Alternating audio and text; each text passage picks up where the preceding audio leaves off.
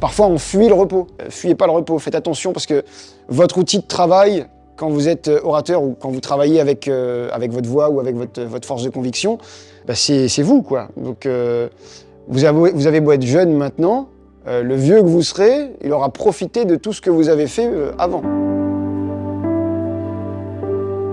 Comment voulez-vous qu'une génération puisse sourire lorsqu'elle a l'impression que le monde entier crache dans son dos tout en l'ignorant? Pour moi, cette phrase est très forte parce que on a l'impression qu'on ne fait jamais assez, alors qu'on n'arrête pas de montrer qu'on n'en peut plus déjà, et on continue à nous demander encore plus, alors qu'on est en train de tomber et qu'on a besoin qu'on nous rattrape.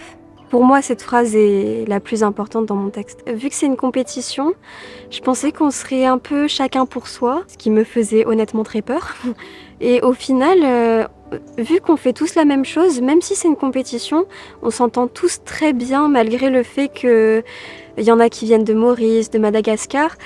C'est comme si que le concours, l'éloquence, dépassait les barrières des différences. Par l'amour, elle est un art qui appelle entre deux êtres des relations de respect, d'égal à égal.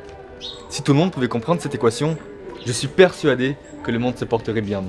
Je participe au concours d'éloquence pour sortir de ma zone de confort principalement, parce que j'ai beaucoup de mal à être filmé, à me revoir en vidéo, à m'entendre, et j'aime bien parler, mais c'était aussi un peu perfectionner la chose, dans le sens où pouvoir mieux m'exprimer et être à l'aise en fait.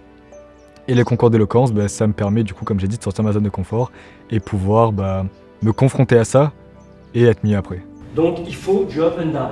Il faut absolument, à un moment donné, expliquer quelque chose et convaincre. Et là, il faut être calme. Là, il faut être pédagogue, il faut être didactique. Donc là, je ressors de l'atelier avec l'avocat Yann.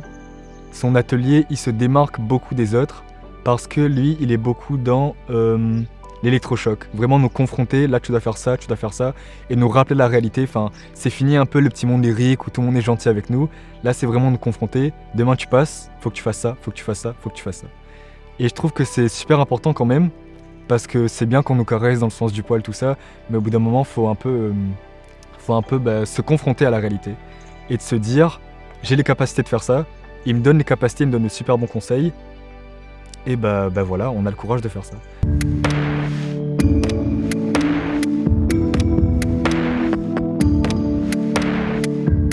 Il ne faut pas être fermé à la critique, jamais. Mais n'estimez pas si vous êtes à la bonne place qu'en fonction du regard des autres. Ce que je viens leur apporter, déjà, c'est mon expérience d'ancien timide, parce que j'étais timide avant, et pour certaines difficultés qu'ils ont à se montrer sur scène, et je peux me baser sur ma propre expérience. Et surtout, j'ai été amené par mon travail et par mon chemin de vie, tout simplement, à comprendre les différents blocages qu'on peut avoir et comment on défend au mieux un discours devant un public.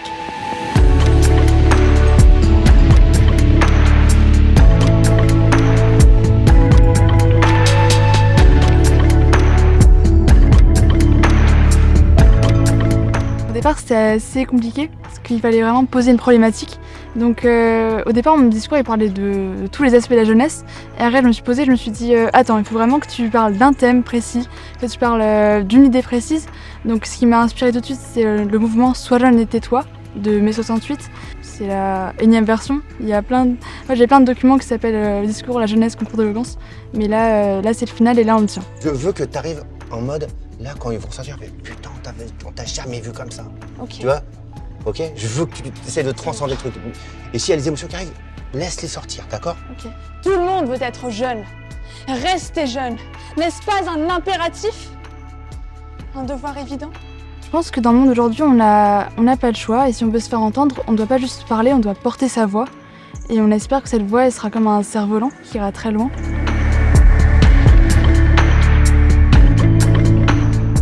Je suis un Yab, mes tatis m'appellent le caf blanc. Parce que ma maman est cafrine, mon papa c'est un pas de jeune. Donc voilà. Donc là on est au 4e jour, c'est la veille de la demi-finale. Si je peux donner mon ressenti, je dirais que on est stressé, je suis stressé, angoissé aussi à l'idée de pouvoir faire ce discours-là que je suis en train de changer, de remanier. Donc c'est c'est frustrant, c'est parfois angoissant, mais on va y arriver, je vais y arriver, j'espère. J'ai une éloquence naturelle, on pourrait dire ça, sans toute vantardise, hein. Il y a eu vraiment cette idée de pouvoir le faire et de pouvoir m'exprimer. Par la suite, je me suis dit, Xavier, lance-toi, ça peut être qu'apprentissage. Et puis voilà, moi je vis la vie comme elle me vient. Ce concours m'est venu, alors j'y suis allé. En ce moment, je suis très stressée pour demain. Je ne sais pas qui va être pris pour la finale, etc. Mais moi, je m'en contrefiche si je ne suis pas prise.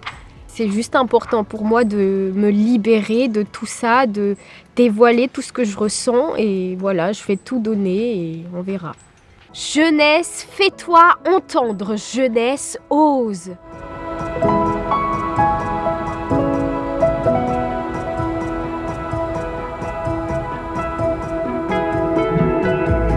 Depuis que je suis au collège, en fait, on me parle d'éloquence et j'ai jamais eu la chance d'en faire.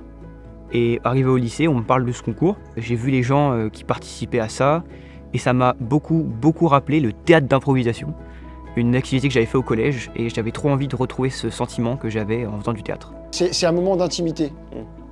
Lors des moments avec mon père, un moment d'intimité. Lorsque tu racontes les choses, c'est pas le même angle, ça change légèrement l'angle. Les deux sont possibles, qu'est-ce que tu veux faire?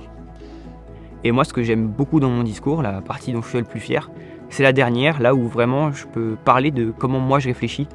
Et je sais que souvent les gens me disent que j'ai une manière très particulière de réfléchir et ça me fait plaisir de voir les réactions. Et donc c'est pour ça que je suis très fier de cette partie-là. Je remercie mes parents, mes professeurs et ma sœur de m'avoir soutenue tout au long de cette période. Je vous dis à demain pour la 5e épisode.